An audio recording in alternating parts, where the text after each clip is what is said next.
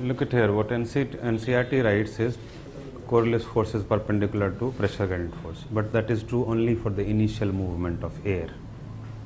We have already seen perpendicular when the Coriolis, how geostrophic wind will be formed, then the direction of Coriolis force is exactly opposite to, so that is linear, not perpendicular, right? So Coriolis force always will be perpendicular to the direction of the wind, always, but only in the initial stages when it is started, then that will be perpendicular to pressure gradient force. It will not be always perpendicular to pressure gradient force. Right. The third wind, the polar easterlies.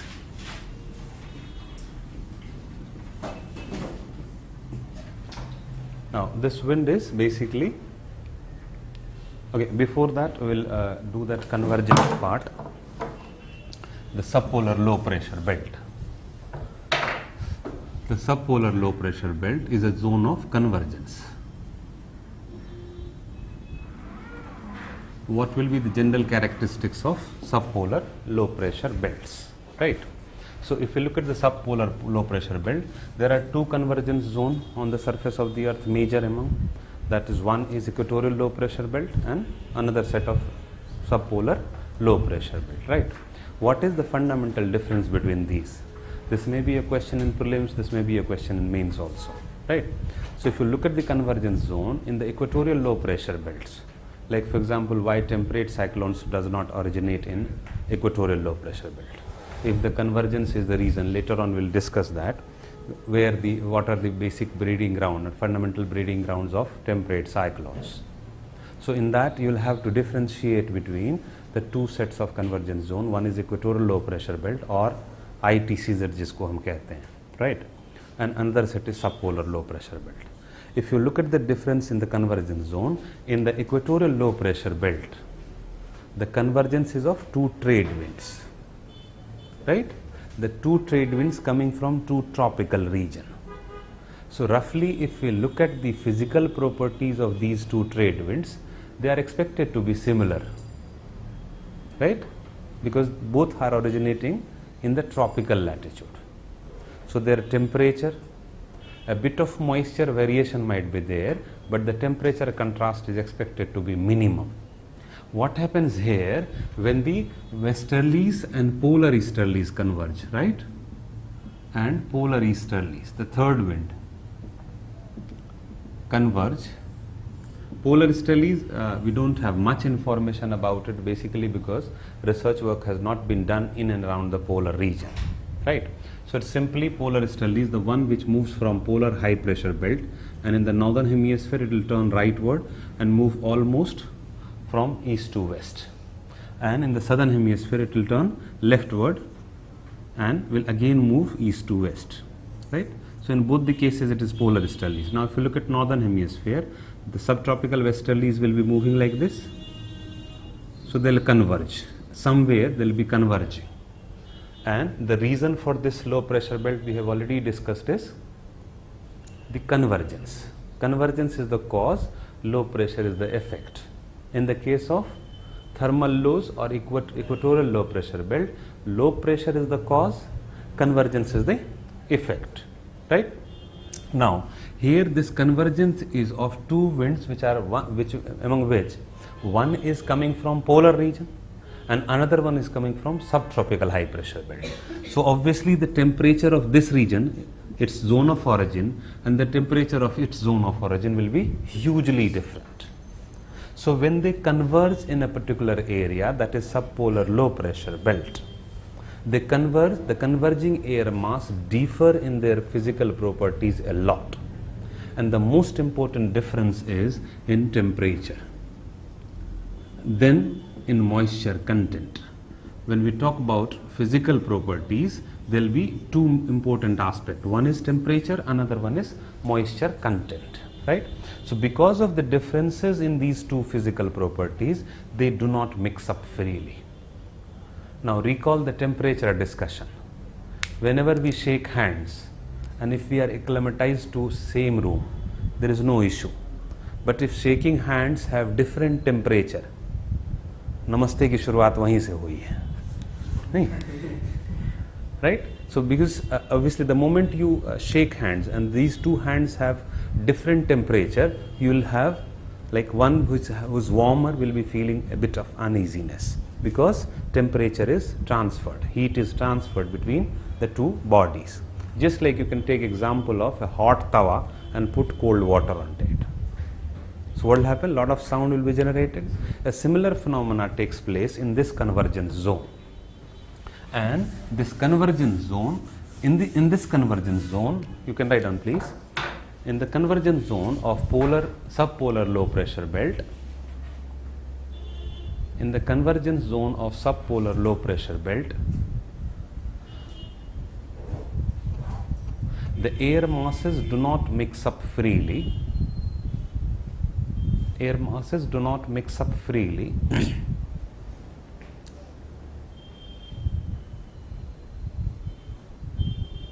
because of the difference in their physical properties. Because of the difference in their physical properties.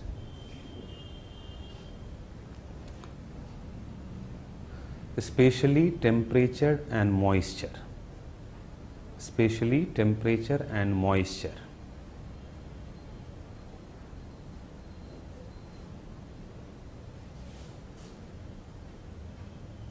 Consequently, they make a transition zone. Consequently, they make a transition zone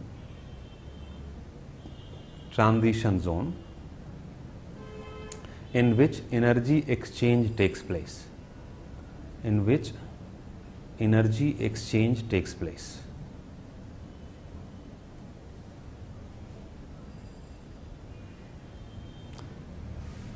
This transition zone is a sloping boundary.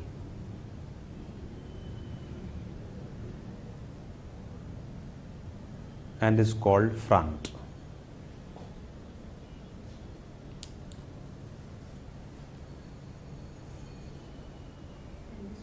Front, F-R-O-N-T, front.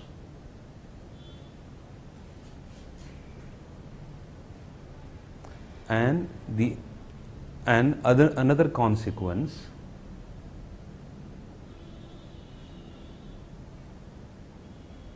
is the creation of atmospheric disturbances.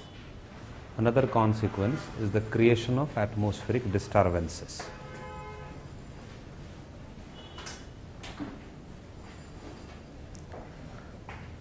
Which occasionally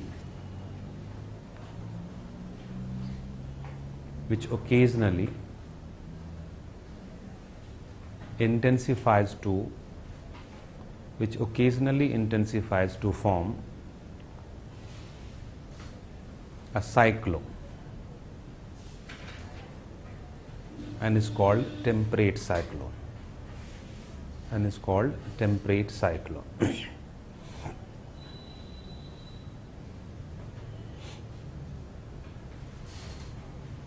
Paragraph change. This convergence zone differ from thermal lows. This convergence zone differ from thermal lows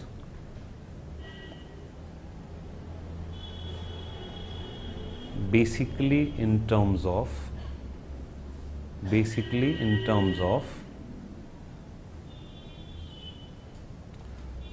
difference in the physical properties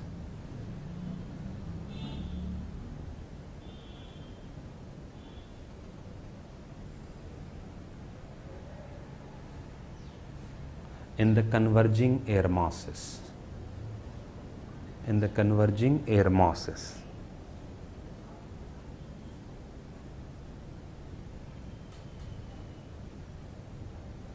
This is why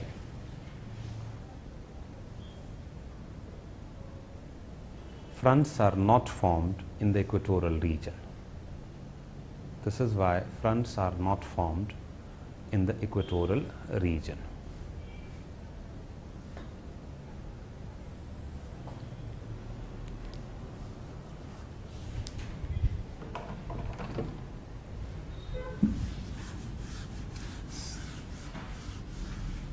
In this zone itself, paragraph change, in this zone itself,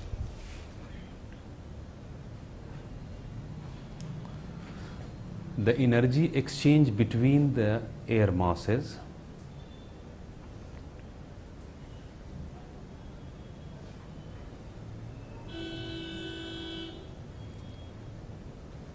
higher up in the atmosphere,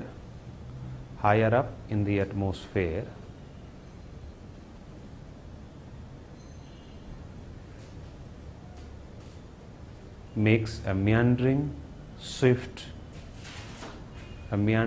very swift wind, very swift geostrophic wind,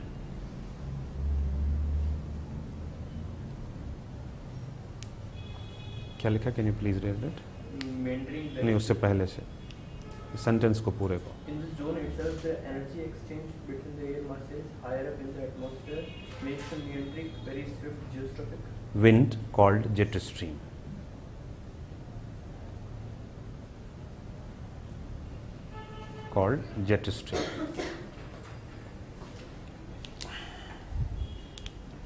Now, tertiary circulation or local wind. We have already talked about this local wind, the basic characteristics. They will be produced because of the energy variation, consequently the pressure variation on the local level, right, on a very small area. That might, like in that sense, land breeze and sea breeze is also considered as local winds. For example, when you are asked about discuss the various local winds or name few local winds and discuss the characteristics of it. So that local wind will include land breeze and sea breeze. So whenever there is a variation in the temperature in the adjacent area, that will produce pressure variation, and because of pressure variation, the pressure gradient force will be created. Consequently, the wind will start moving at a local level. So that is called local wind, right? Few of the famous local wind you will be provided notes with, or you can watch anywhere, right? Just name to name the few. You have the very famous one in the Rockies region. What yesterday we have talked about. What's the name? Chinook, right? Chinook is a warm wind, right, in the Rockies region. Then we have Mistral. Mistral is a cold wind in the France region, Rhone Valley, France. Fan. Fan is again a warm wind in France and Italy region. Then we have Bora, Blizzard, Southerly Buster, Buran. These are all our name of cold winds in different regions of the world. Right? Open the atlas if you want to see. Just you see the atlas, different parts. Like for example, if you want to see the winds of Africa, just open the atlas. Each continent, you will get the name of, just write there the properties. There is basically, that's what how I remembered, 4BMP. 4B, like these four. M is Mistral and P is Pampero. Pampero in Argentina. These six are famous cold winds. Rest are warm winds. Right? Open the atlas. Open Africa.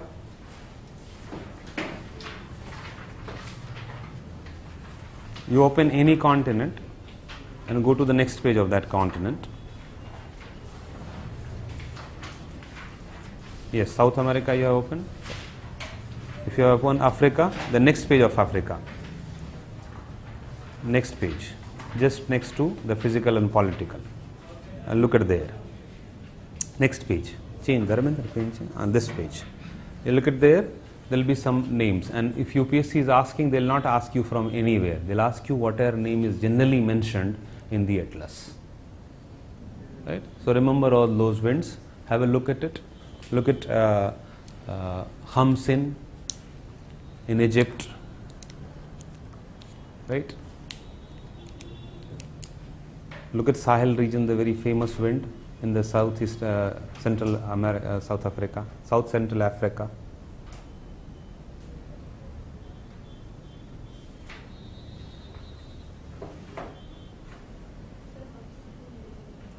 Hamsin, Sirocco, located south में देखो तो Nigeria के पास नीचे में.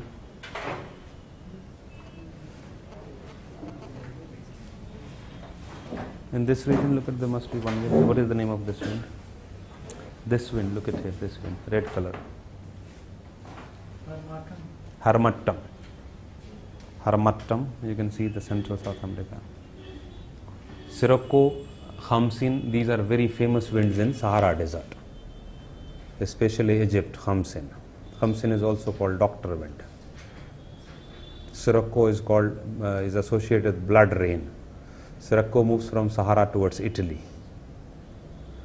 Sirocco, Sirocco. That is associated with the typical blood rain in Italy. Why it is blood rain? Because it carries red sand from Sahara Desert and takes towards Italy, and that red sand is mixed with clouds and rainfall, and the rainfall appears slightly reddish in color. That's why it is called blood rain.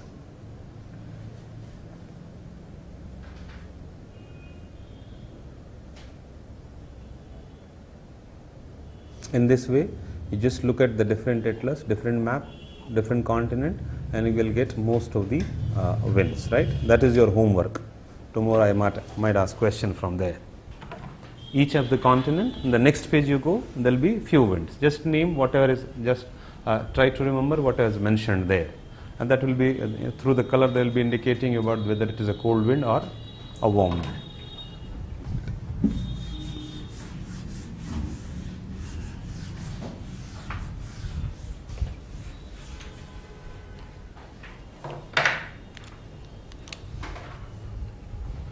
Now, precipitation.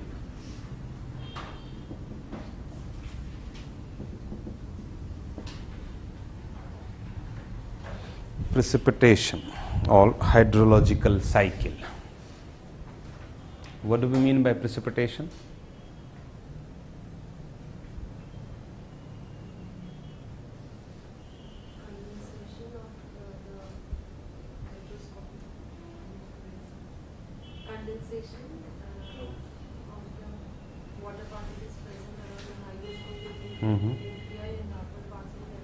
That will form cloud.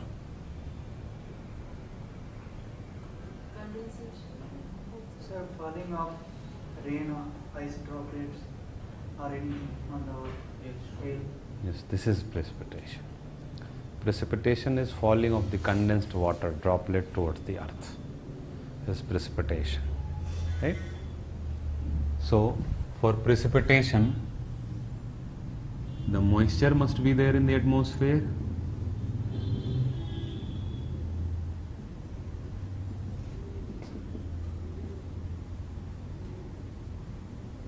Right?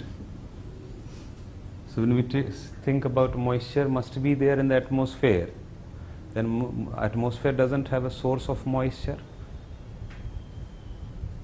right? There is no lake, at least till now, found in the atmosphere or the oceans and all. So the sources of water will always be the earth's surface, right? So that's what will be, that's what we call evaporation, right, and transpiration. So water vapor, there are several gases present in the atmosphere and water vapor is one among them. तो उसके लिए वो moisture नहीं है sir? वही moisture है, मैं उसी की बात कर रहा हूँ. तो वो जाएगा कैसे वहाँ? कभी इंसान हवा में लटका हुआ देखा है? नहीं देखा है ना. So the gases which are present in the atmosphere, they are naturally found, right? Some are anthropogenic contribution, that's a different issue. But if you look at the moisture, there is no source of moisture in atmosphere. So if there is a moisture in atmosphere, that means it has been supplied from the earth's surface, right? Hope it is not that complicated. right? So that has been supplied from atmosphere. What is evaporation and what is transpiration? Evaporation is transformation of liquid water into gases. That's the best part of water, that it can be found in all the three states of matter: gases, liquid and solid. Transpiration is basically from the plants, or we can say that evaporation from the plants as a layman language. So these two are sources. Now when you talk about transpiration, so depletion of forest will be one of the most will have a negative impact over transpiration, percolation of water, right? So if in a forested area, the forest will be a contributing factor in terms of rainfall, because that will be supplying good amount of moisture to the atmosphere, right? Now this ultimately, that's what we combinedly call evapotranspiration. Evapotranspiration. The sources of supply of moisture to the atmosphere is called evapotranspiration.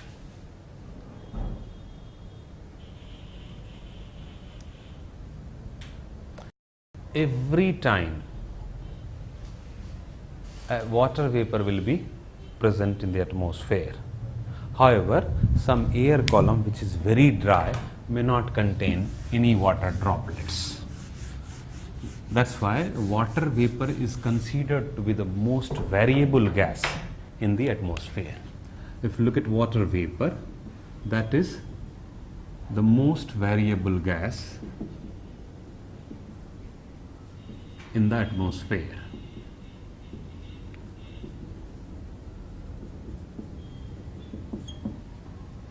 It varies from 0% in a very dry air to maximum 4% in a wet air with respect to volume.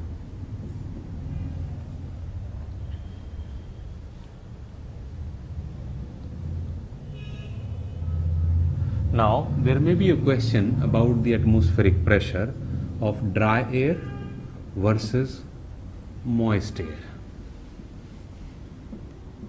That means that's what we call vapor pressure.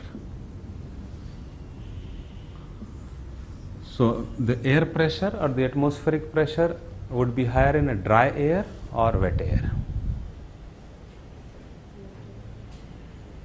Dry area, Dry air will have more moisture. higher weight. Atmosphere, I am talking about the pressure. Atmospheric pressure in a column of air, that will be very handy in answering several preliminary questions, right? So the weight of dry air would be more, or weight of moist air will be more. Moist air will be more. That's what the general perception is, but it's a wrong one, right? Vapor pressure of a moist air will be more, will be less as compared to a dry air.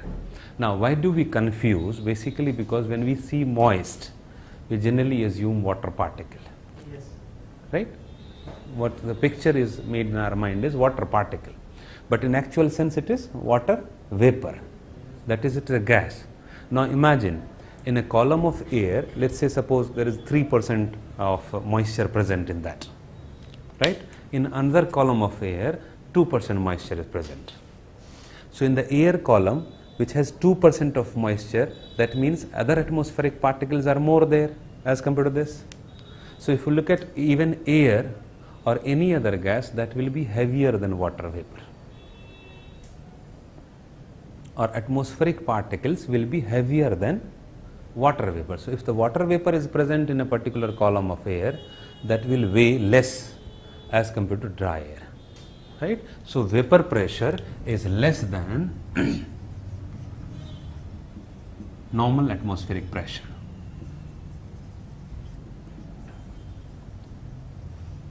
That's why the moist air can rise, because the dry air surrounding area will be smaller, right?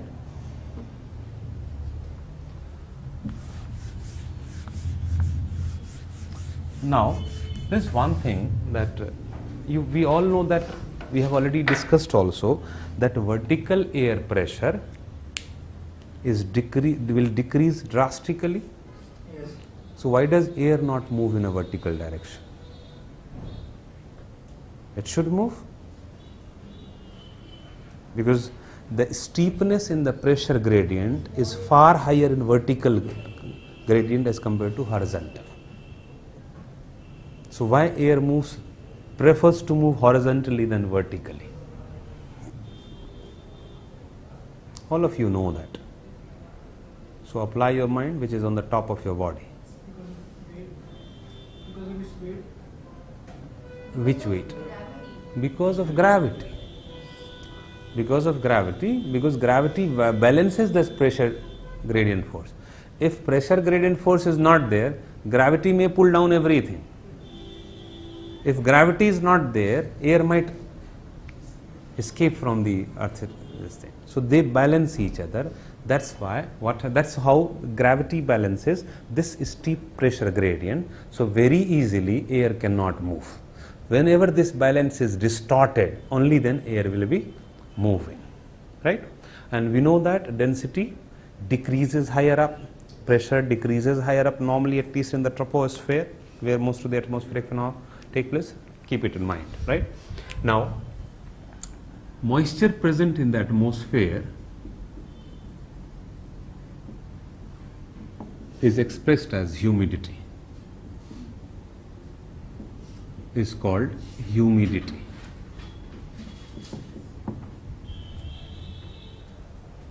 It's basically a quantitative measurement.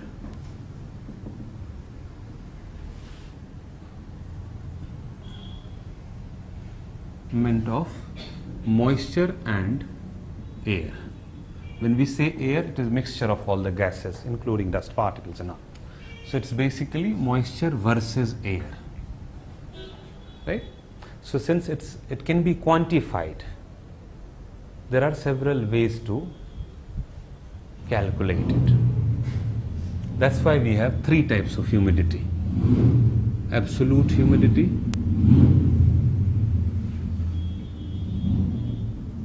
we have specific humidity,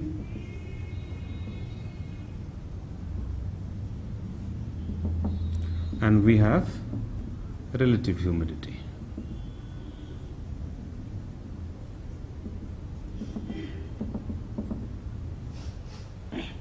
Right?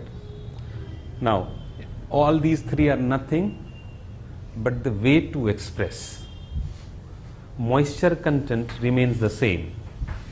It is different properties of air, or rather different quantification process of air. We compare the moisture present in that air. Let's say suppose in this classroom, there is air, there must be some moisture also, Yes. right?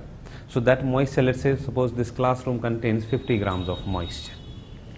So obviously it can be expressed in several ways. Even the air content remains the same, but that 50 gram is fixed. Now we can take the volume of the class, right? We can take weight of air. So two ways can easily be expressed, like 50 gram per, let's say suppose entire classroom contains 5 kg of air. So 50 gram per 5 kg, that means 10 gram per kg. We can express this way, that this classroom contains 10 grams per kg. That is weight versus weight. Weight of moisture versus weight of air. Then second is, suppose this classroom is of maybe 100 cubic meter. So 50 gram again is the constant term. 50 gram of moisture is constant. So 50 gram in 100 cubic meter. Right? Yeah, let's say 1000 cubic meter. So 5 gram per 100 cubic meter. You can express that way. That means weight of moisture versus volume of air. Third, and technically and climatologically more important, is that the moisture holding capacity of air at that particular time. That means we can ask that the entire air of this room can hold how much amount of moisture in a maximum. What is the maximum capacity of this air to hold moisture? Let's say if it is 100 grams. and 50 gram is already present. So we'll express that 50 by 100 into 100. That means 50%. Right? So the 50% expression is the third way, when we take weight of moisture with respect to volume of air. We call it absolute humidity. When we take weight of moisture with respect to weight of air, we call it specific humidity. When we take weight of moisture with respect to moisture holding capacity of air,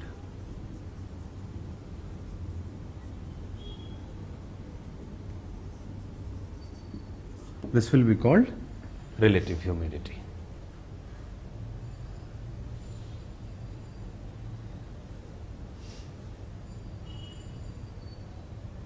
Hope it's clear?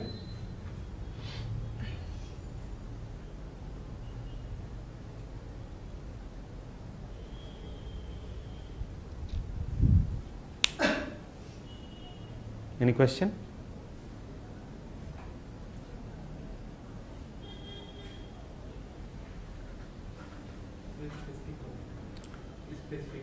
Specific, like weight versus weight. So that's what we have talked about. That suppose, let's say, suppose if we can weigh the air of this classroom, right? So the weight may be, let's say, 5 kg. So the moisture content is 50 gram, right? So what is the ratio? It is basically the ratio between moisture and various aspects of air.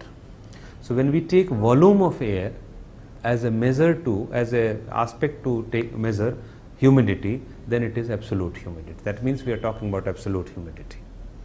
When we take weight of air, actual weight of air, this much moisture is present in this much kg of air, that is a specific humidity, right?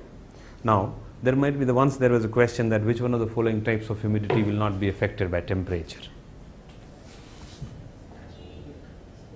Specific, because temperature will not change weight, it can change volume, it can change moisture holding capacity, but it cannot change weight.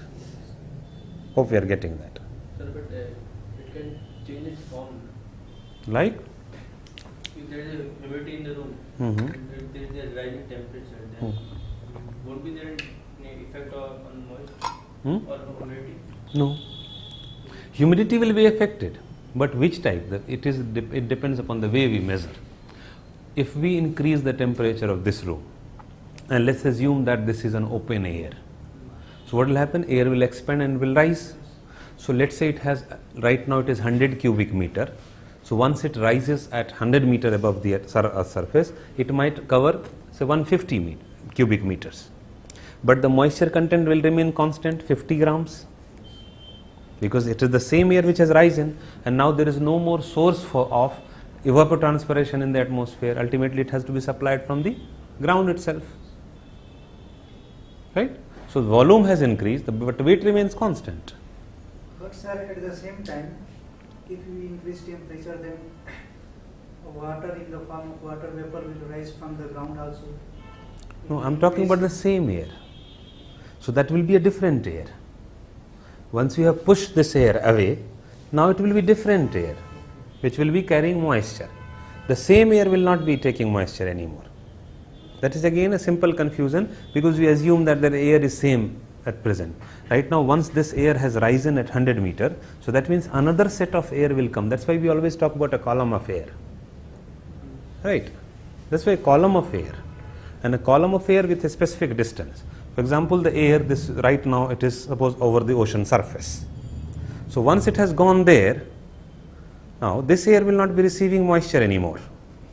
It will be the second set of air which will be receiving moisture, and they will be going. Getting that point? नहीं समझ में आया? Sir जो आप बता रहे हो column of air, ठीक है, ये वाली एयर तो राइज कर गई, आपके जो सेकंड सेट एयर का है वो वाला मॉइस्चर लेके राइज करेगी, तो वो टच थोड़ी करेगा, आपस में मिलेगी थोड़ी. So when we are moisture content पहले मतलब जो एयर यहाँ से राइज किया तो वो वाला मॉइस्चर वो उसके पास ही पड़ा हुआ है, मतलब वो वाला तो ऊपर चला जाएगा, वो वाला ऊपर चला जाए, दूसरा सेट फिर लेके जाएगा. content रहेगा moisture का। If the condition is same, the content will be same. तो जहाँ पे उसकी अगर उसका कंडेंसेशन हो रहा है तो वहीं पे दूसरा सेट कंडेंसेशन करेगा.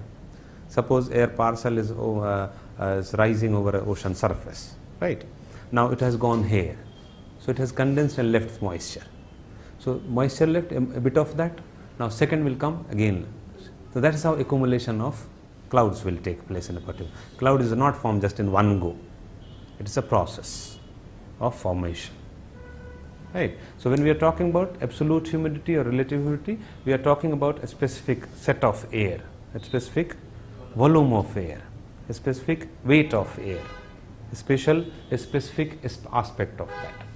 So when we are talking about this air, and now we are assuming, now we are calculating this air that volume has increased. So that it has been displaced. So now we are talking about the air which is here. Volume is increased. So moisture content in that particular air which we are counting will be same.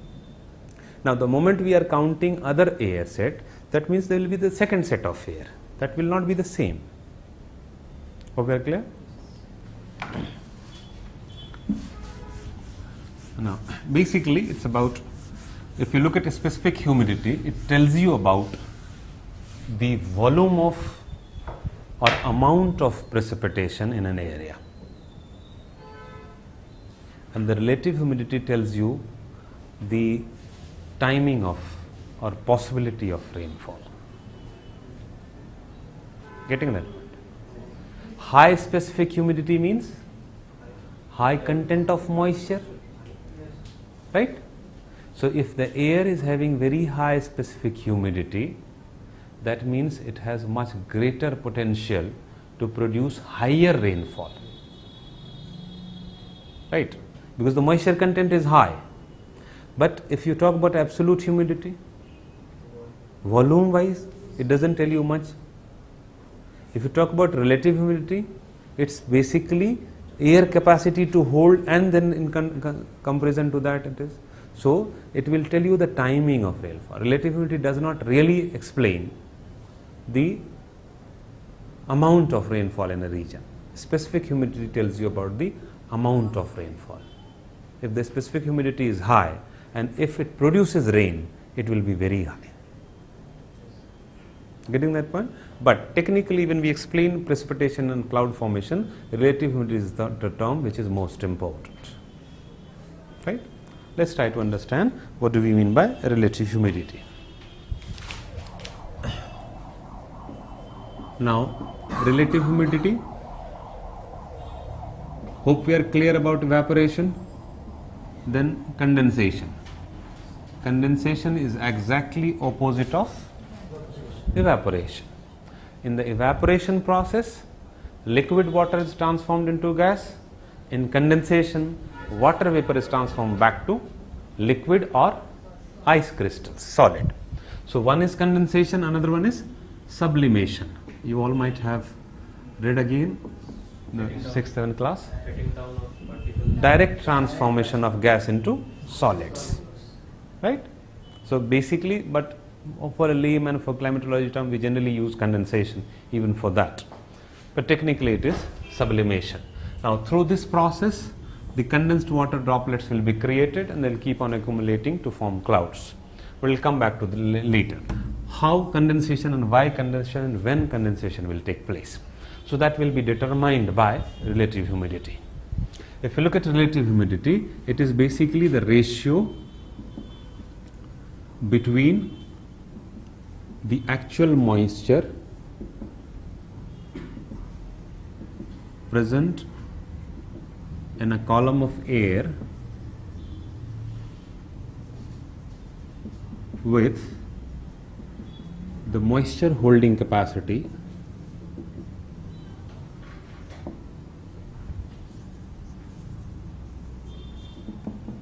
of the same air. Right? So here you look at moisture holding capacity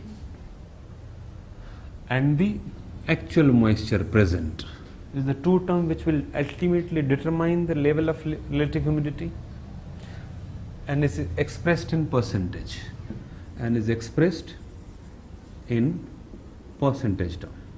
That means RH is equal to weight of moisture divided upon moisture holding capacity into 100.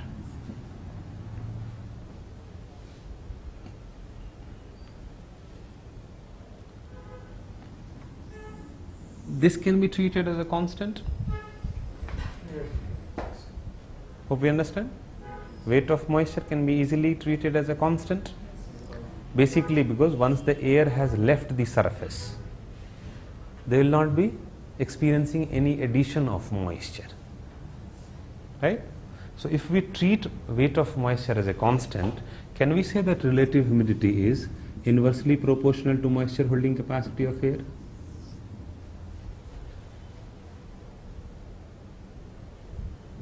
Basic mathematical formula, right?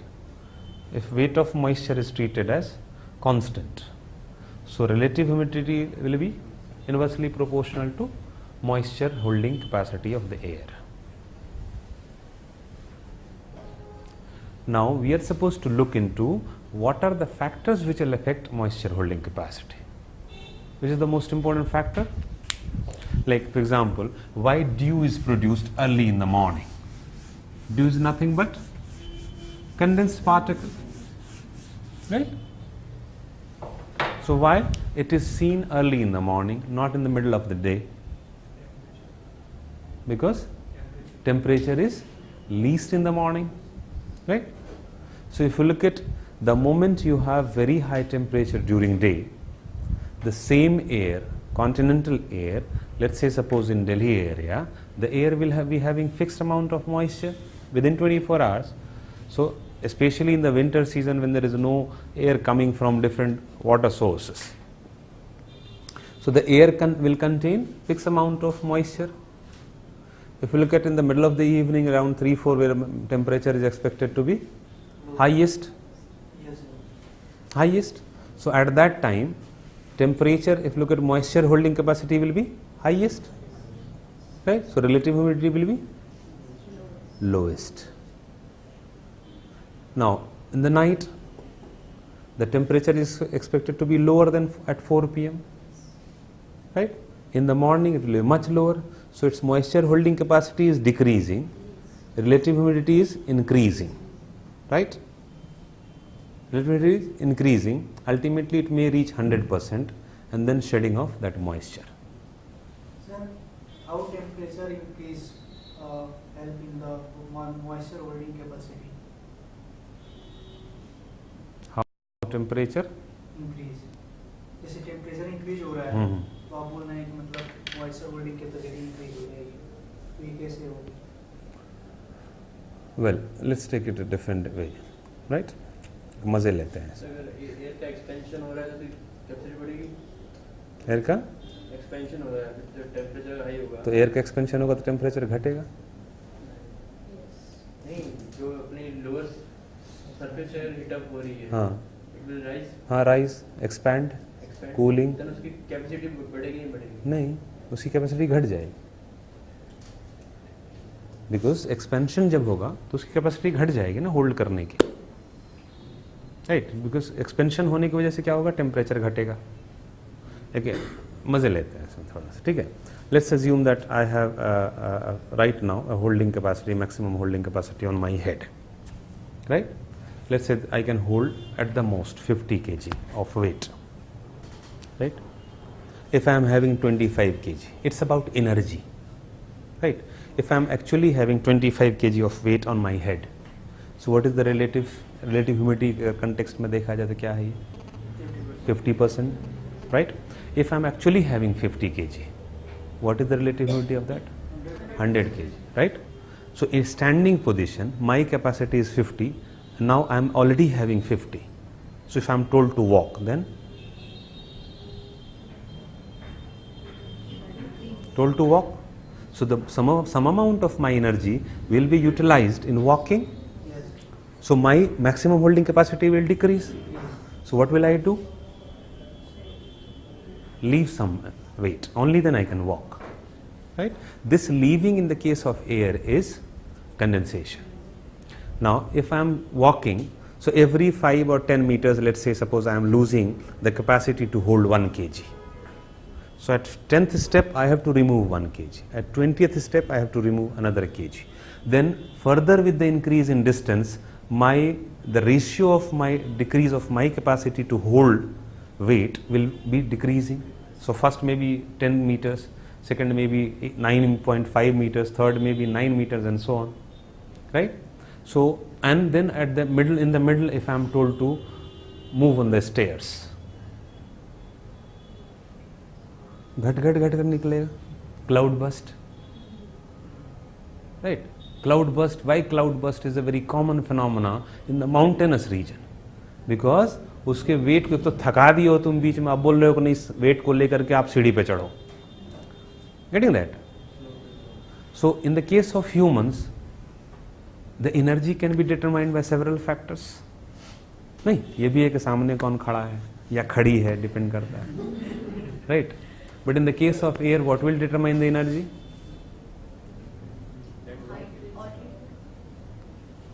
Altitude क्या करेगा air के साथ?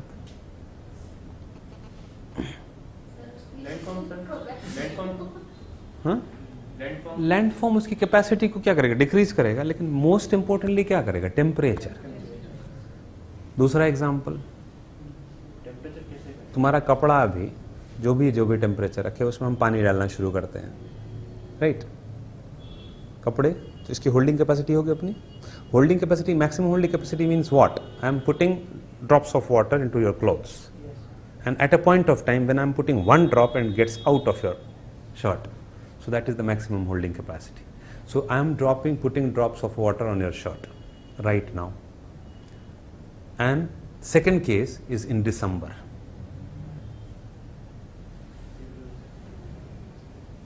So right now, if your shirt can hold say 50 drops of water, in winter it will hold 40 drops of water, because they will be easily saturated. The same is the case of air temperature. When the temperature means what? The motion of particles within is faster, so it can hold more moisture, right? So when temperature is the most important factor, though there are minor factors as well which will affect the moisture holding capacity, like speed of the wind.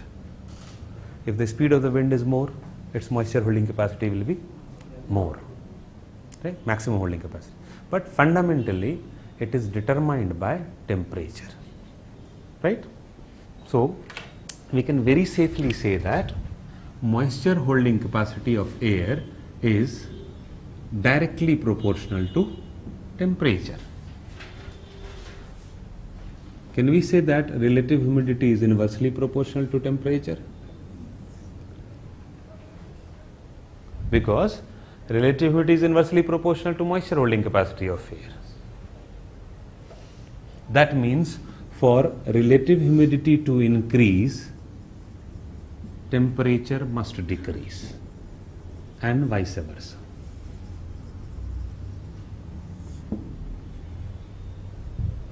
Right?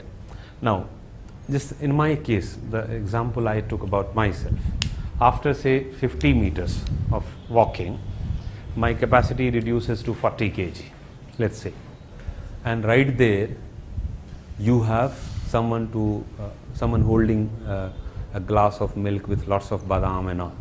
Sir, एक glass हो जाए, हैं? या दारू की एक बोतल types.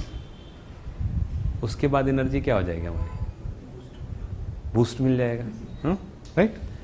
या रेड बुल मिल जाएगा, तो अचानक हमारी एनर्जी क्या हो जाएगी? बढ़ जाएगी. In the case of air, this happens when the condensation starts. The condensation is a process through which water vapor is transformed into liquid water. That means energy will be released. Latent heat of condensation will be released at that particular area of atmosphere, right? So that released energy will re-energize the air.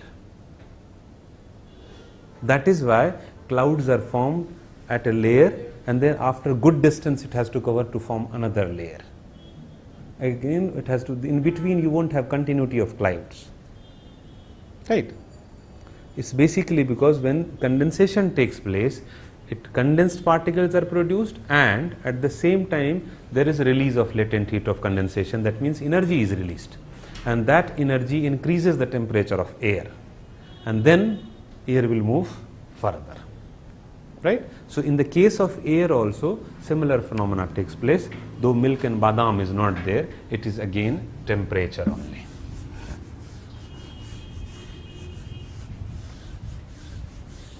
Hope we are clear? Yeah? Sir मैंने जो बोला था कि altitude मतलब explain कर सकते हैं? करो. सर अगर एयर ऊपर जा रही है तो और कूल डाउन हो रही है तो फिर रिलेटिव जो ह्यूमिडिटी है बढ़ जाएगी, घट जाएगी. हाँ, क्यों घट रही है? क्योंकि सर ठंडी हो रही है वहाँ. तो ठंडी तो टेम्परेचर की तो बात है, बात वहाँ पे भी टेम्परेचर की है. हाँ, when an air is moving over the slope of a mountain, so the first thing that height is increasing, so temperature will decrease. But more importantly than that, air has to move against the gravity, right? So against the gravity, so it will require more energy. So when there is air is pushed from behind, let's say suppose this is a mountainous area, and air is traveling over an ocean surface for a good long distance. So there is pushing, right? When the air is pushing, they'll come and they'll pile up, and pile up will force it to rise. So it is moving against the gravity, so good amount of energy will be consumed while traveling over the, or while moving over the mountainous slope. So that will further affect its holding capacity. That's why slope of mountain will have high amount of rainfall. So you also said that the speed of wind capacity increases. How? Because generally again speed of the wind, when the wind is higher, having higher speed. Let's say suppose again assume that when you are running, your impact will be much stronger. Your body part can hold good amount of reactionary forces. So when the speed is slow, holding capacity is less in the case of wind. When the speed is more, holding capacity will be more. Though it is a minor factor again, but temperature will determine. When the speed is more, temperature will be more. If the other conditions are same, when your speed is more, temperature will be more. So again temperature is a factor, but speed is determining the temperature. Now let's say suppose evaporation is taking place on the ground. Here air is heated, consequently it will rise. Let's say an example of an area, the best example is equatorial region. So the rising air,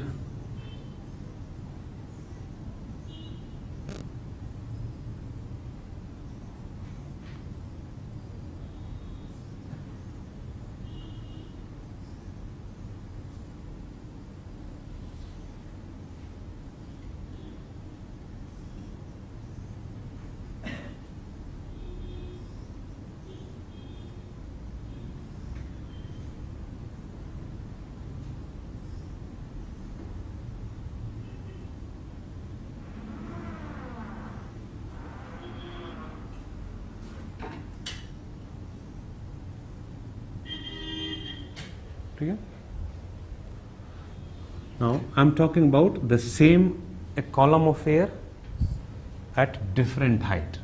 Don't treat it as a continuity of air from the surface, right? Let's say the same column of air here, here, here and here. Same column of air. Now when the air is rising, it will cool, right? Why? Temperature. Why the temperature should decrease?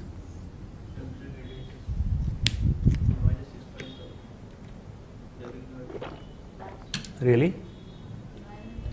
Environmental lapse rate. Sir, one more thing. Diabetes. That's the more important process. Here, the cooling will not be diabetic, it will be adiabatic. Predominantly adiabatic. Though we cannot completely reject the diabetic process, but primarily it will be adiabatic cooling, right? When the air is rising, there will be cooling, so decrease in temperature. Obviously, when the temperature is decreases, we can say that relative humidity is increasing, right? Let's say at this particular height, the relative humidity reaches 100%, very much a possibility, right? So when the relative humidity reaches 100%, the air is called saturated or wet air. When we talk about wet air, its relative humidity is 100% minimum, maybe 140% as well. So it is called saturated or wet air. Before that, it is called dry air, right? So till it is 99.9%, it is dry air. Now that's why you read dry adiabatic cooling, wet adiabatic. We have two aspects, dry adiabatic rate and wet adiabatic rate. जहाँ पे भी नहीं समझ में आ रहा हो, please feel free to ask. That means the rate of decrease of temperature in the case of air when it is not saturated, and the rate of decrease of temperature in the case of air which is saturated. Wet adiabatic से beautiful. 100% से नीचे रहेगा तो वो dry adiabatic रहेगा, right? Which rate will be higher?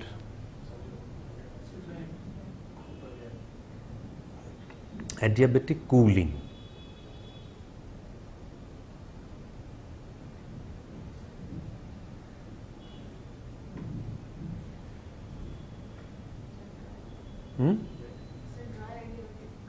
Dry adiabatic क्यों?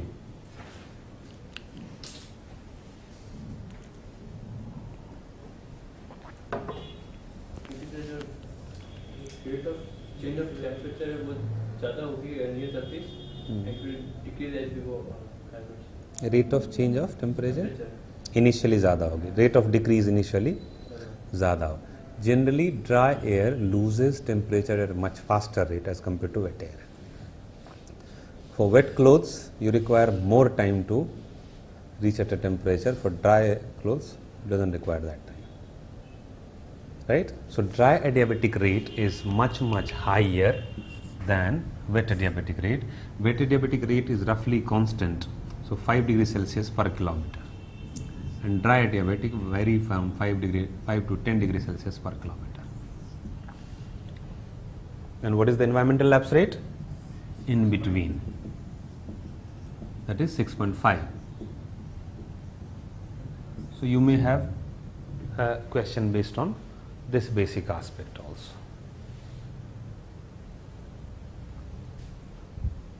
So saturated or wet air is this, that is 100%. When the relative humidity is 100%, the temperature at which it is saturated is called dew point.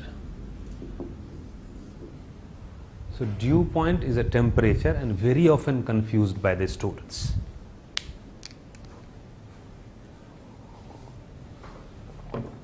If the dew point is high, let's talk about two cases. If the dew point is very high, that means what? Less chances of dew formation. नहीं, उसमें क्यों जा रहे हैं हम लोग? I'm talking about the moisture content in the air. Dew formation तो अभी हम लोग पढ़े भी नहीं. जब पढ़ेंगे तब सवाल पूछूंगा इसमें. If the, suppose, write down a statement. If the dew point is high, it indicates very high amount of moisture in the air or high specific humidity, true or false. If the dew point is high, the specific humidity is high, true or false.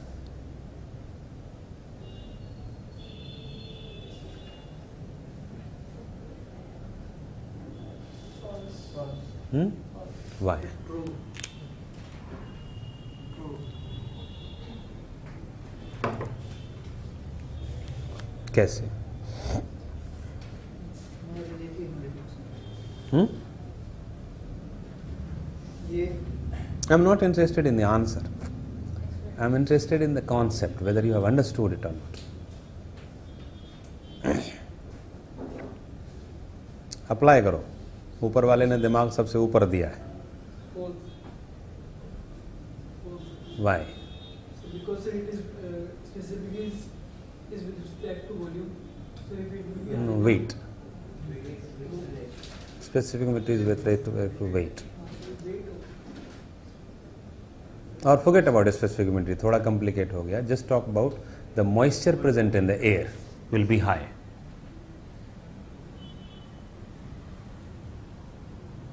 इसको visualise करो. Sir, बस. if it बिल्कुल धर्मेंद्र के सन्नी देओल की तरह आया होता.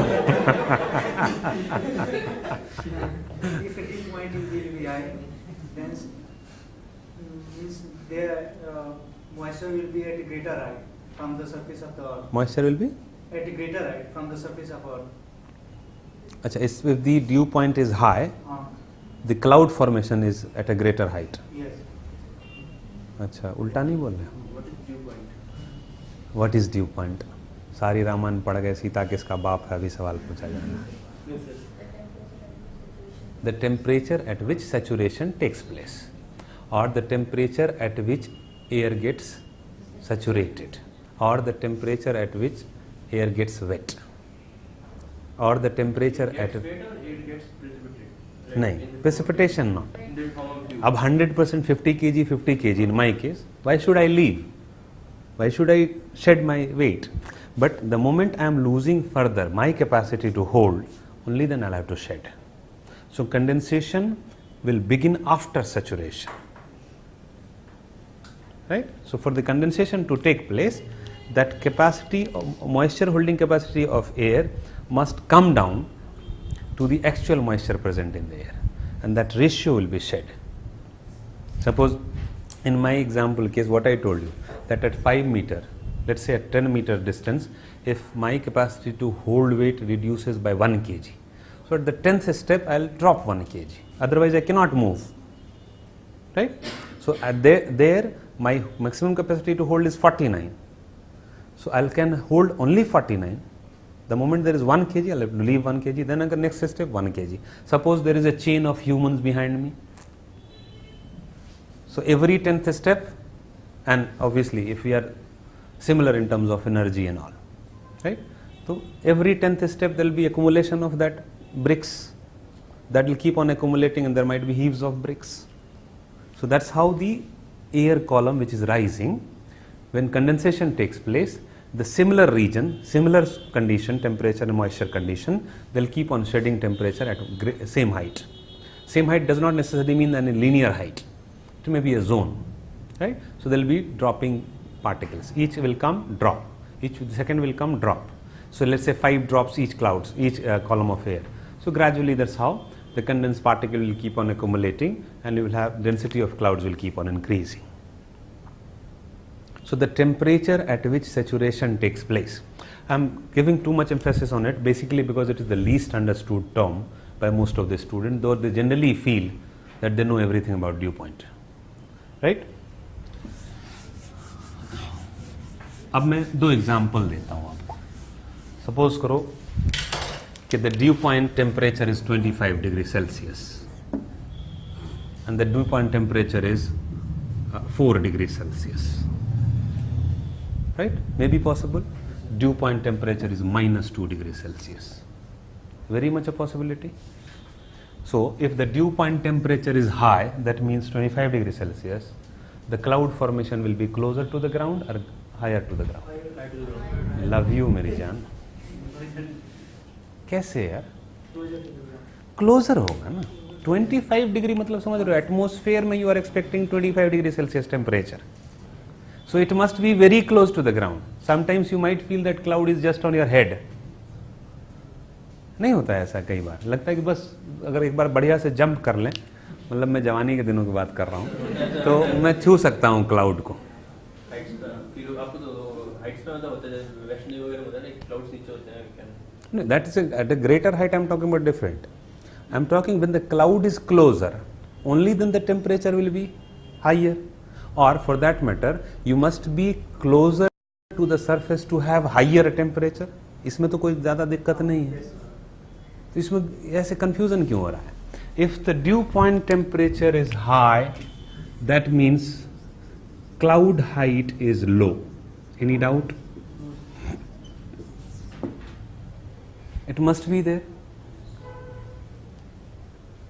That means saturation has occurred at a much closer to the ground. अब जैसे क्वेश्चन कहाँ पे घुमाएगा उसको देखो तो UPSC will twist the questions from this basic concept. So let's say if dew point temperature of the dew point temperature is high, which of the following will be true? So first thing is that cloud must be closer to the ground. For the cloud to form very close to the ground, what should be the ground condition?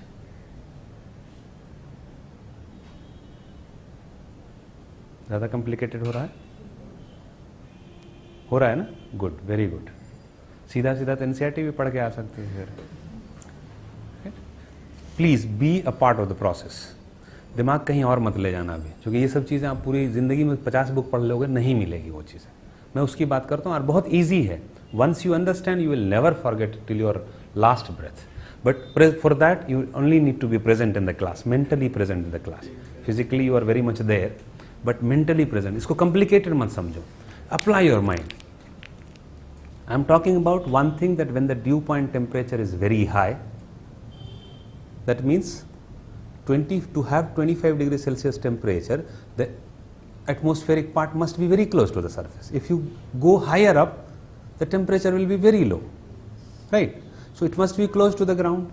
For the clouds to form very close to the ground, what is for me to shed very quickly from my walking distance, what should be the condition? Sir, high rate of evaporation. High Rate of evaporation. evaporation. Is it anything specific? Huh? Saturation is what? Saturation is what? 100% relative humidity. So when we say that, let's say suppose cloud has formed at a distance of 1.5 kilometer. That means, what do we mean by that? That saturation has taken place at this height only. That's what we mean. Yes. Now, when saturation can takes place 1.5, that means relative humidity must be very, very high on the ground. When the air has started, when I started, I was already having 50 kg of weight. That means exactly what is my maximum holding capacity. That's why every 5 steps I have to lose. Suppose if I am having 25 kg, I may walk till maybe a kilometer or so to reduce my energy to reach at 25 kg, and then I have to leave. So the distance travelled by the air higher up will be determined. Write down please. The distance travelled by the air in the air column in the atmosphere,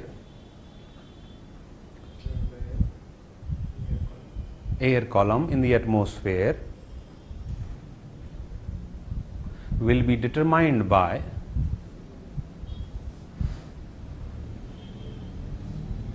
the relative humidity, the level of relative humidity close to the ground.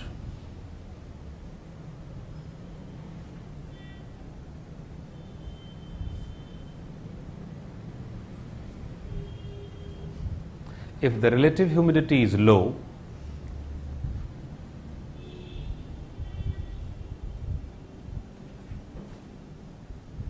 then clouds form will be at a greater height and dew point will be very low. Clouds formed will be at a greater height and the dew point will be very low. If the relative humidity is high close to the ground,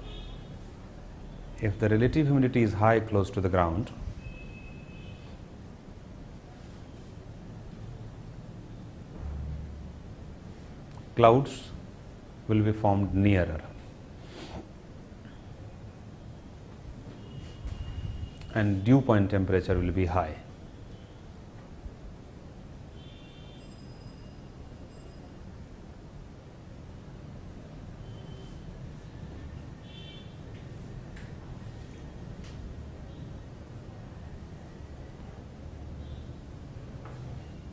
Now, for the relative humidity to be high, there is relative humidity is determined only by two factors: moisture holding capacity of air, that means temperature of the air, and the actual moisture content in the air.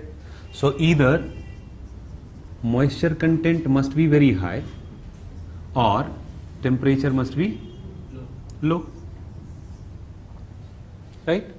That means on the continental area, suppose अब थोड़ा और chart ये मतलब torture करो. On the continental areas, the clouds formed will always be at a greater height, or generally be at a greater height. Now, interpretation of the basic concept. The basic concept is that if the relative humidity is high close to the ground, then cloud will be at a lower height and the dew point temperature will be high, right? If so, that means if dew point temperature is high, the moisture content in the air must be higher. True? Right? If the dew point temperature is low, that means moisture content in the air may be low. Right? In the same region I'm talking. On the continental areas, in the oceanic areas, the moisture content is expected to be higher. So obviously dew point temperature in the air which is rising over the ocean surface will be higher, because they can get saturated very easily, right? So basically, if you look at dew point temperature, it varies, not with respect to latitudinal, there is a latitudinal variation, but also with respect to height, right? If the cloud is formed at a greater height, dew point temperature will be lower. If the cloud is formed at a lower height, dew point temperature will be higher. If the dew point temperature is negative, then sublimation will take place. No, hailstorm is different. We will come to that. Sublimation will take place, that means ice crystals will be formed. If the dew point temperature is high, it will produce raindrops on the condensed liquid water. That's what you call super cooled water. Right? Normally we know that the water starts freezing at 0 degrees Celsius, but very pure water, that's atmospheric condensed particle, can remain in the liquid form even at minus 40 degrees Celsius temperature. Right, so that's a different issue, we'll come to that. So the answer is true. Still, if you are asking, that means I need to explain it further. It's true, right? Again, you can't ask me. If you cannot confirmly say that, I'll explain it again. Read the statement again. If you cannot explain it with the basic concepts, that means I need to explain it again. So just clear one doubt. Amount of moisture and relative humidity and moisture holding capacity. 3 terms. Moisture holding capacity. Capacity. So moisture holding capacity will be determined by temperature, right? So if the moisture holding capacity, let's for example equatorial region. So temperature of the air is relatively very high.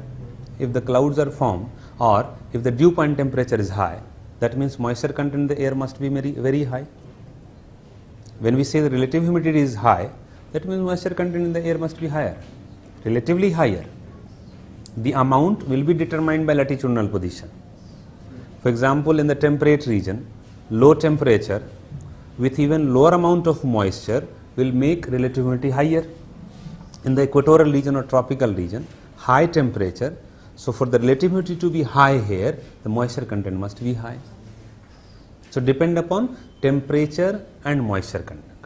Temperature means moisture holding capacity of air. If the temperature is high, that means moisture holding capacity of air is higher. Pakka na? Sir, Yeah. so will gravity play any role? Sorry? Will gravity play any role? Definitely. Air, when it is rising, it has to overcome that gravity. So that is about rising of air. Right? When the air is rising, so rising will only be possible when air has overcome that gravitational force. So that rising air is different phenomena. In the convergence zone we have already discussed. Whenever there will be convergence, there will be rise of air. when the air is heated. Rise is basically associated with the density difference. If you leave hydrogen balloon, it will start rising because the balloon contains a gas which is much thinner, lighter as compared to the surrounding area. That's the basic principle of density differentiation. A buoyancy will be generated and the equal density particle will not allow the lighter one to prevail here. If you want to put something in the water which is lighter than water, you will have to put a lot of weight on it. The moment you remove it, it will jump. The same is about rising air as well. So it is the density differentiation. That's why heating is a very important process of rise of air. And convergence. In the subpolar region, the convergence will keep on forcing the air to rise because this is a system, whole system. For example, if you have opened the tape and the tank, the water will keep on flowing in the pipe, whether you want to choke it or let it flow. Similarly, whenever there is convergence, there will be rise of air. So rising of air is definitely needed to produce cloud, but till here we have tried to discuss, understand, hopefully we have understood the basic aspects of temperature. Now the dew point temperature also has a lapse rate. Dew point temperature also has a lapse rate, that is roughly around 2.5 degrees Celsius per kilometer. That means in the same region, if dew point is 15 degrees Celsius at 1 kilometer, it will be 2.5 degrees Celsius less at 2 kilometers. So among the lapse rates, what we have read, 4 types of lapse rate. Environmental lapse rate, dry adiabatic lapse rate, wet adiabatic lapse rate, and dew point lapse rate. Among all these 4 lapse rates, dew point is minimum and dry adiabatic lapse rate is maximum.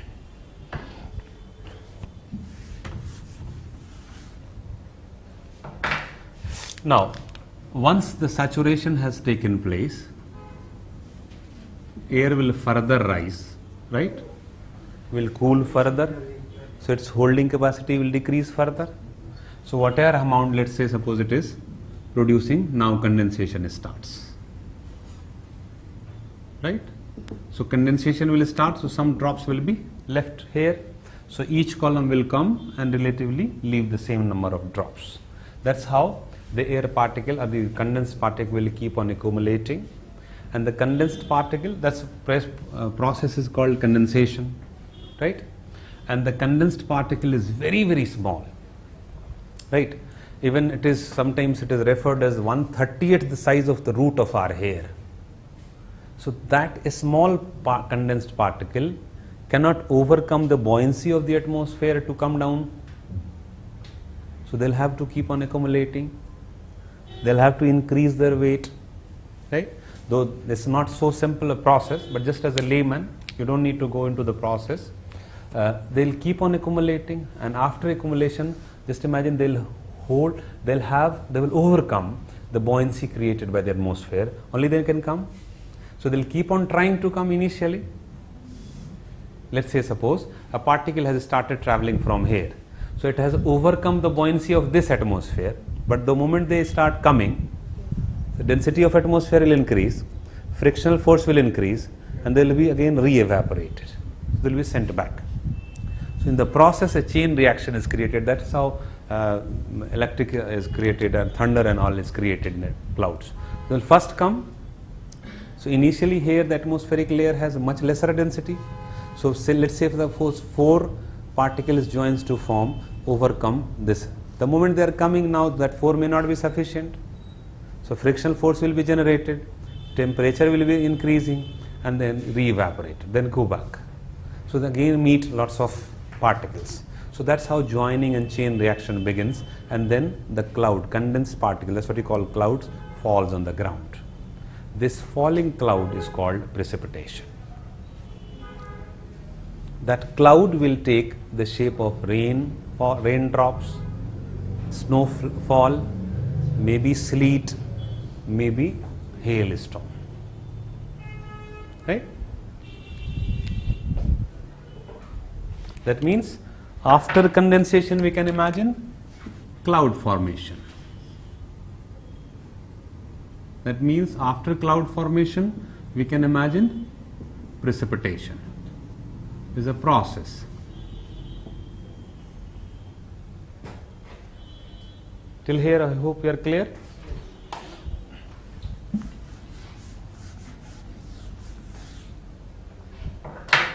Precipitation basically is of three types: rainfall, snowfall, hailstorm.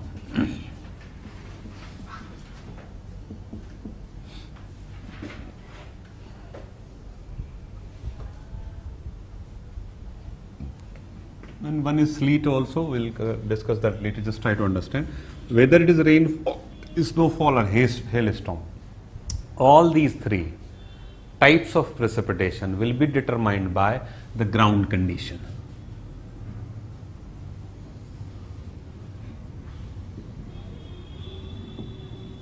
Ground condition will determine whether it will be having rainfall when the temperature is more than 0 degrees Celsius, when the temperature is less than or equal to 0 degrees Celsius, when the weather is stormy.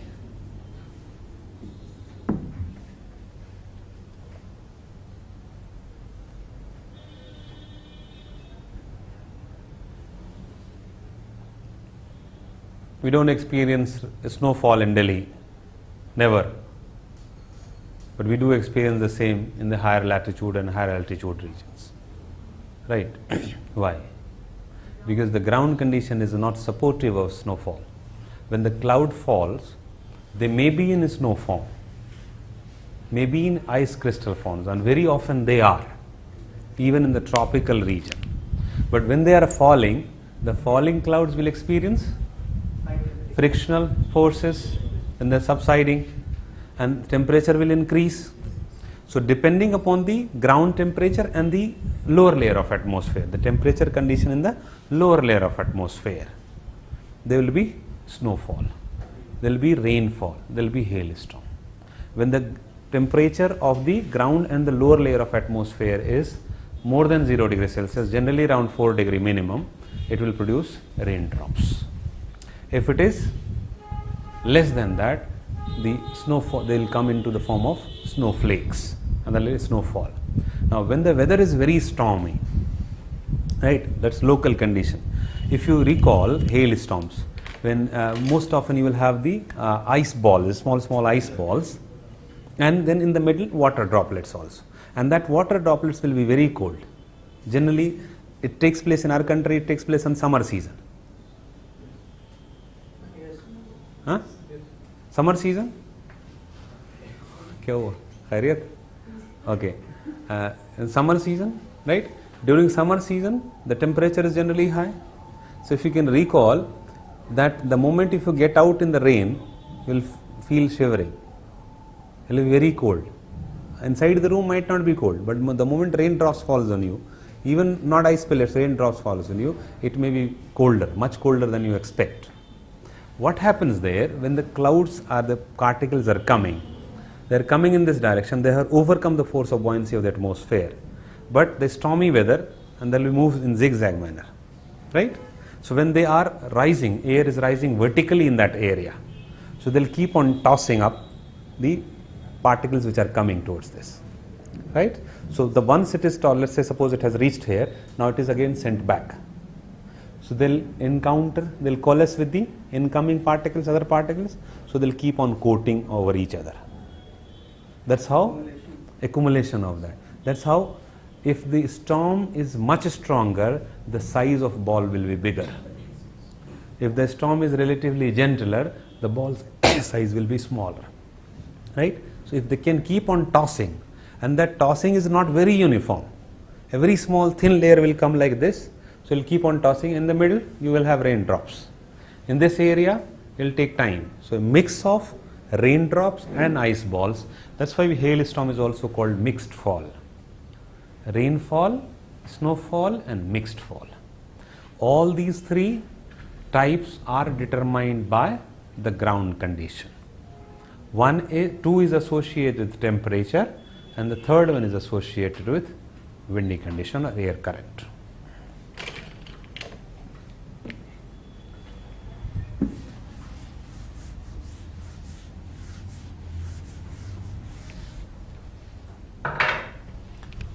Now, if you look at the distribution of precipitation,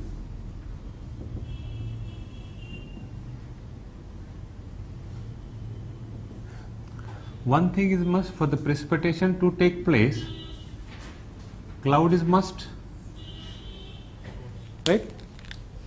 For the cloud to be formed, saturation is a must. In fact, condensation first, not right saturation. For the cloud droplets to be formed, condensation is must.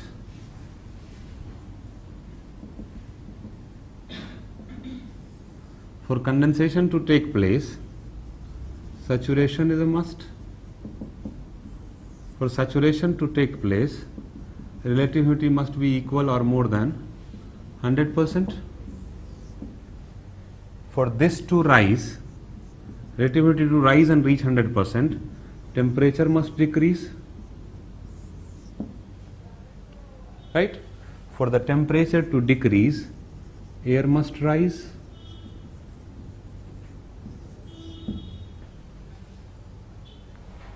Can we understand? Is there any issue? Now in one line, the whole distribution, for the precipitation to take place, air must rise. For the precipitation to take place, air must rise.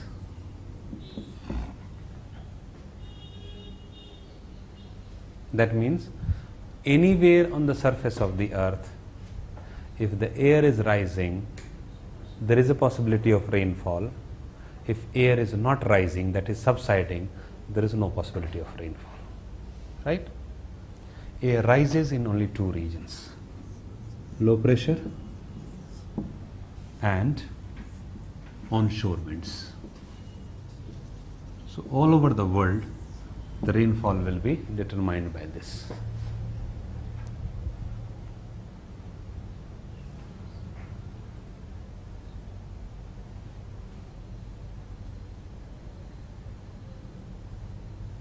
And these two lines only will give you the global distribution of precipitation. कैसे? अब देखते हैं इसको.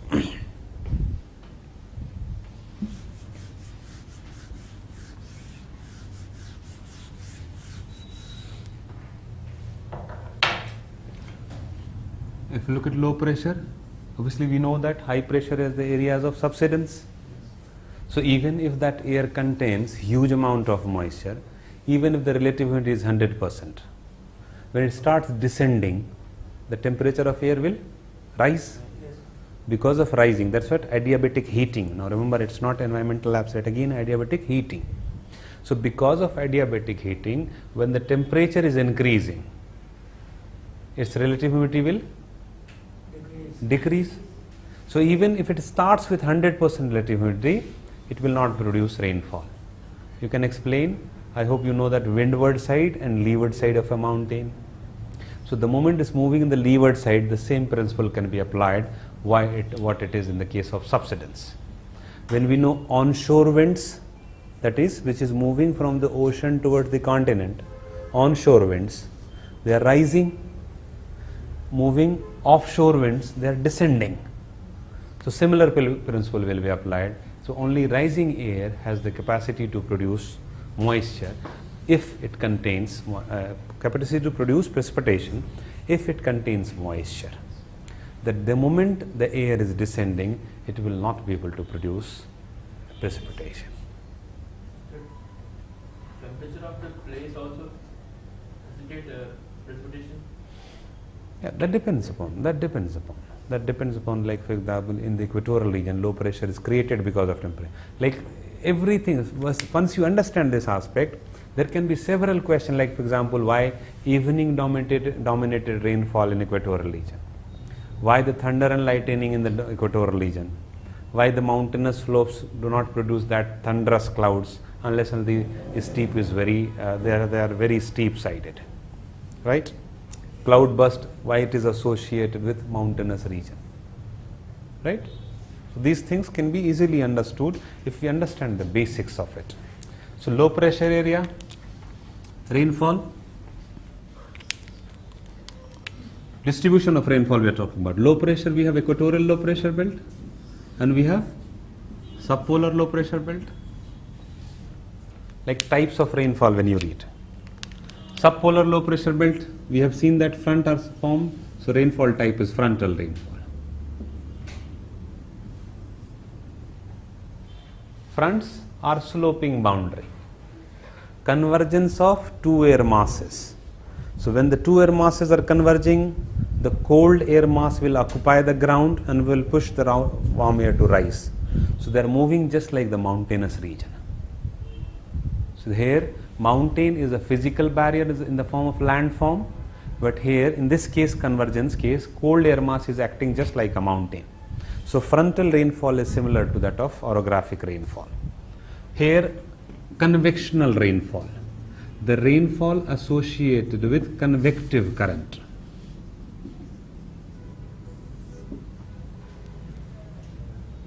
Right? The highest rainfall receiving region on the surface. Very often, almost all the area will have 250 cm plus rainfall. Almost daily, evening dominated.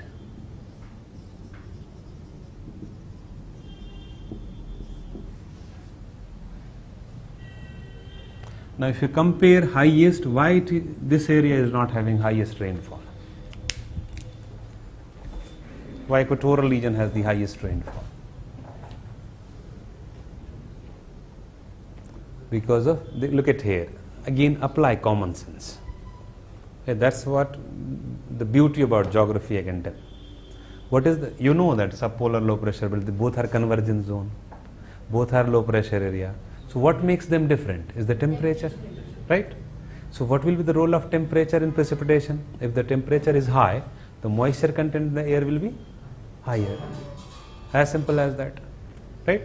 So when we look at this area, subpolar low pressure belt, here the temperature is low, so obviously air will contain relatively less amount of moisture, right? So the overall amount of rainfall will be lower here. So relatively lower rainfall, generally 150 cm plus, again almost daily rainfall in most of the areas, morning dominated or late evening dominated.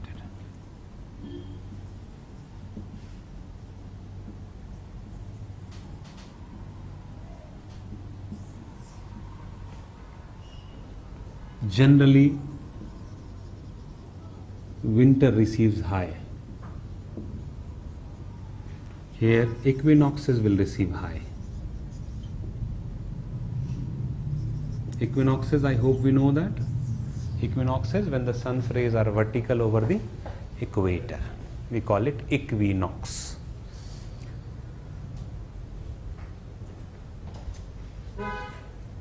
Even 50 plus or even 250 plus centimeters is कौन से period में? So throughout the year, when we measure throughout the year. So overall yearly rainfall will be 250 cm plus and this will be 150 cm plus.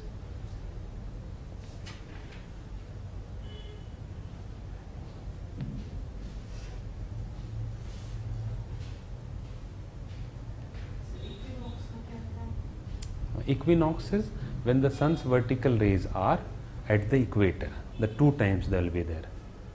On 21st March and 22nd September.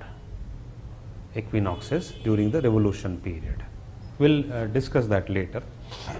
We haven't done it. So this is the rainfall distribution. Now the onshore winds.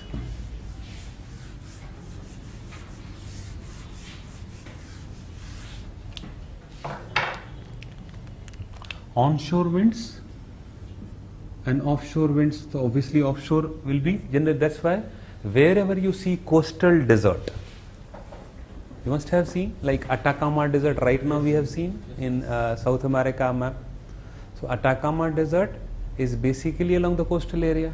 Now imagine, very often we heard that, you must have heard that समंदर के किनारे में प्यासा मर गया. नहीं?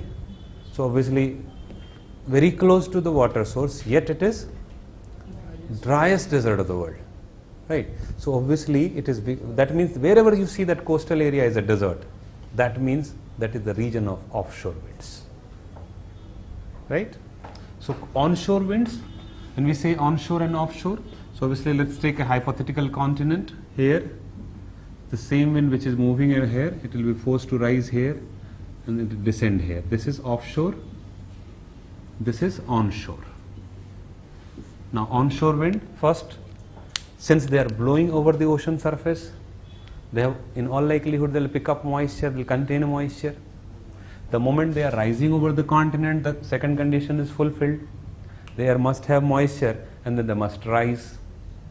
Now imagine if there is a mountain here.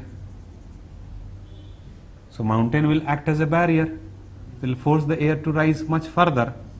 So obviously cloud formation and precipitation will take place. So interior will have less amount of moisture if the mountain is along the coastal area, but the mountain side, or just what you call windward side, will receive higher amount of rainfall.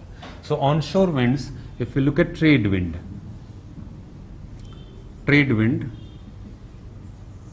what is the direction of trade wind? Let's say southern hemisphere and northern hemisphere. Let's take equator. So this will be the direction of the trade wind in the northern hemisphere, right? And this will be the direction of trade wind in the southern hemisphere. So trade wind is onshore in these two regions. So along this is called eastern coast of the continent. And remember, anything to your right on the map is east, to your left is west. So when it is about ocean, it is the western coast. The same area is western coast of the ocean. Let's say this is ocean. So western coast of ocean, eastern coast of ocean. But eastern coast of continent and western coast of continent. So western coast of continent is the same of eastern coast of ocean. So eastern coast of the continent will receive onshore winds, means high rainfall. Western coast, dry areas, generally having, obviously this is a tropical region, so temperature will definitely be high. So because of dryness and high temperature, most likely they'll make a desert. So all the coastal deserts will be found in the tropical region.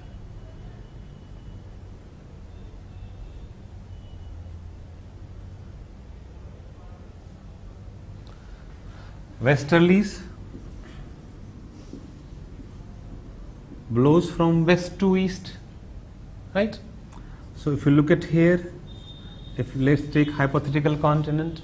So in the westerlies belt, western coast will receive high amount of rainfall. The rainfall keep on decreasing. Eastern coast will receive less amount of rainfall.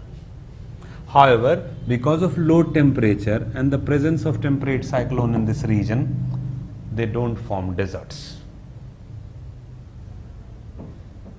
Right? What happens here, we'll discuss that later, that eastern coast is not only receiving onshore but also the area of tropical cyclone breeding.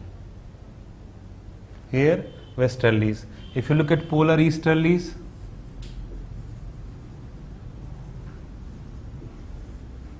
it will be similar direction of trade wind. नहीं, polar easterlies, east to west. So ये भी eastern coast पे बारिश ज़्यादा देगी, ये western coast पे कम देगी. But since polar easterlies are very cold wind, they do not have enough capacity to pick up moisture, and then generally they are not directly involved in as a moisture carrier. Even in that region, westerly wind will be moisture carrier and they'll produce rainfall. In the convergence zone, we have already seen that. So distribution of rainfall, low pressure area and onshore wind. Now apply this, open the atlas of rainfall distribution of world. There will be a page where distribution of rainfall of world will be given. Now you look at the distribution of rainfall, try to find out the reason. If there is high rainfall, there is low rainfall, try to find out the reason. Wherever you have any issue, let me know. Yeah, what are the questions? Sir, why there is more rainfall at the eastern coast of Africa? Why there is? More rainfall. In the equatorial Africa, eastern equatorial Africa. Huh? Yeah, explain it. Anybody?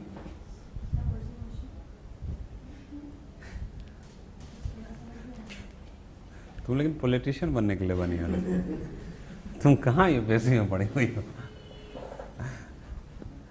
The question was why there is higher rainfall in the eastern coastal region of Africa, eastern equatorial Africa. Due to? How come equatorial region will experience trade winds? Due to westerlies, and the westerlies are also. Which one? Which was? Eastern African region, sir. Which westerlies? East coast of the continent. Equator region में कौन से westerlies आप expect कर रहे हो? नहीं नहीं, सही था, तुक्का सही लग गया था, लेकिन वो इक्वेटोरियल वेस्टर्लीज है. Equatorial westerlies we have talked about, right? हाँ. So first, this is an equatorial region where there is a convergence of trade wind. So trade wind will pick up moisture. So all along the equatorial region, the convergence and the rise of air will produce rainfall, right? Eastern region of the equatorial region in the continent will receive more rainfall because of the presence of equatorial westerlies, which will be onshore. The same is true about South America also. You look at in the South American region also, equatorial portion, the eastern portion will receive less rainfall as compared to western portion. Western Africa is receiving more rainfall. Look at there, not eastern. To your left is Western Africa.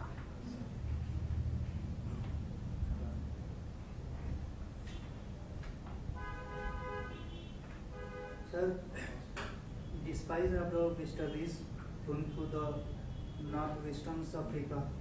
Northwestern Africa. That is not westerly zone. Look at the latitudinal position. Westerly will start more than 30 degree away. That will be a zone of trade wind.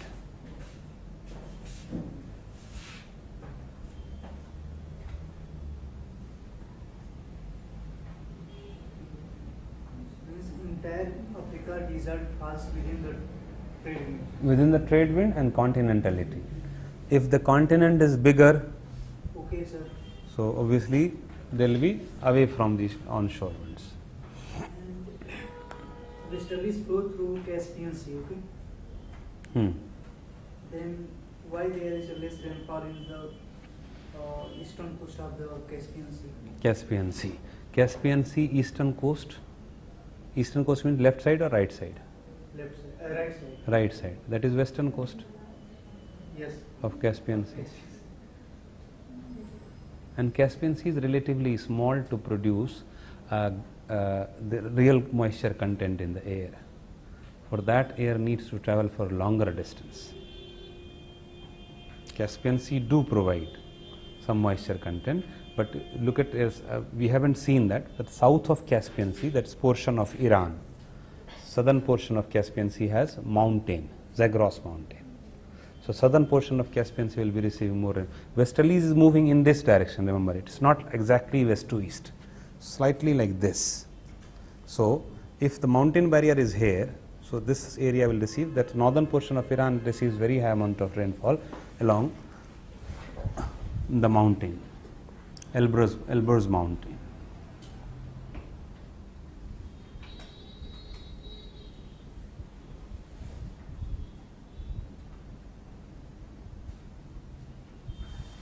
Right? We can move further. Types of rainfall. We already have some idea about it, just brief. Yeah. So why is Western Asia? Why is? Western Asia, as in the Middle East? You tell me.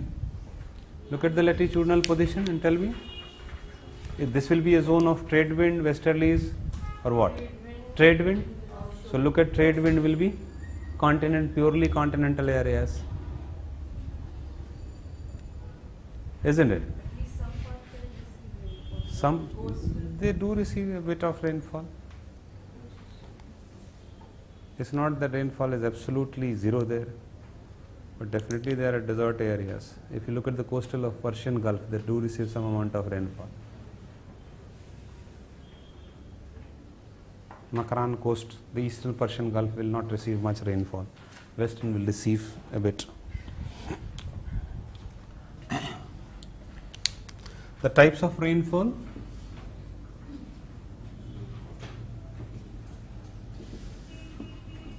Convectional rainfall. Remember one thing again here, the types of rainfall is basically determined by the way air rises. So whether it is rising through a convective current, that means vertical rise of the air, that type of rainfall will be called convectional rainfall. The example we have taken about to understand saturation, condensation is basically an example of convectional rainfall. Equatorial region is the most famous region for convectional rainfall.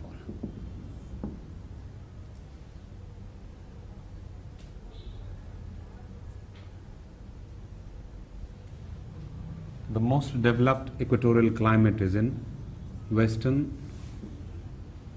equatorial Africa, then portion of Amazon forest, then islands of Southeast Asia. The most developed equatorial region and consequently the equatorial forest also. Second is the orographic rainfall. Orographic rainfall. Oro is associated with Amitabh Bachchan. Do you remember that? Yes, sir. Eh? But here Oro is in geography, Oro is associated with mountain. Right? Rainfall associated with the mountain is called orographic rainfall. Right? Now, if you look at the mountain, so they'll have two side slopes. When the wind is coming from this side will be called windward side. And the second side will be called leeward side.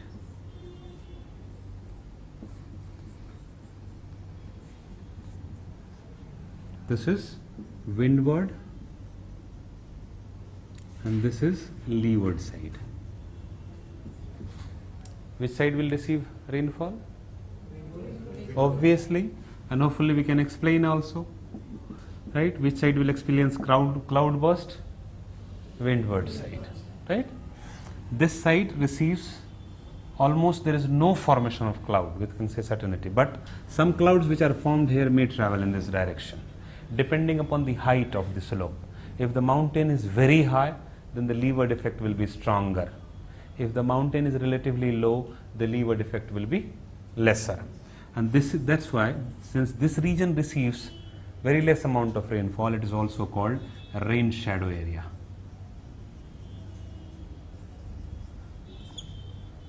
Which is the driest region of India?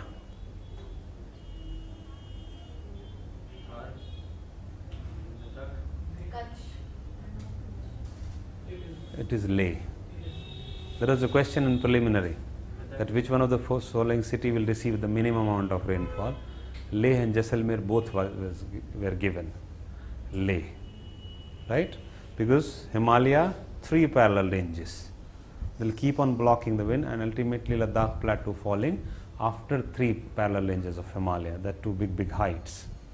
So that's why Ladakh is drier than even Jaisalmer. Leeward effect of mountain. Western Ghat, the wind is coming from this side, so western plain receives very high rainfall, but the interior of the country receives less rainfall. Right? Leeward effect, orographic effect. The third one is called cyclonic rainfall.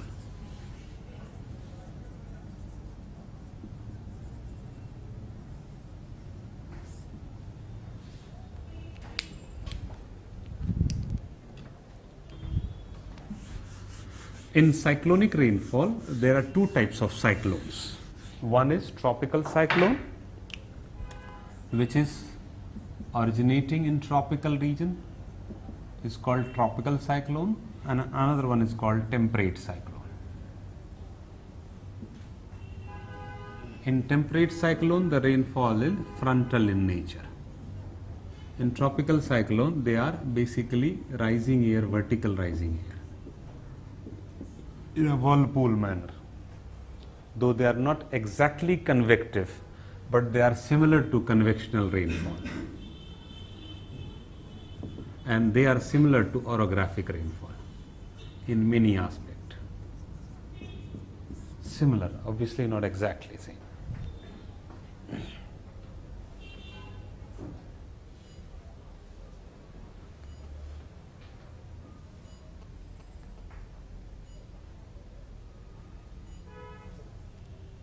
Right? इसकी word क्या है? Tropical cyclone. This one, rising air. Tropical cyclone, the air rises in a whirlpool manner, a circular fashion, this way. Right? So ultimately they are rising. So they are not exactly the convective current, but they are somehow similar, because the vertically rising air produces rainfall. In the case of orographic, the air is moving along the slope. Similar is the case in the case of frontal rainfall. When the fronts are formed, the cold winds forces the warm air to rise along the slope of it. So that's why it is called frontal rainfall, but technically it is frontal rainfall, but it is similar to that of orographic rainfall.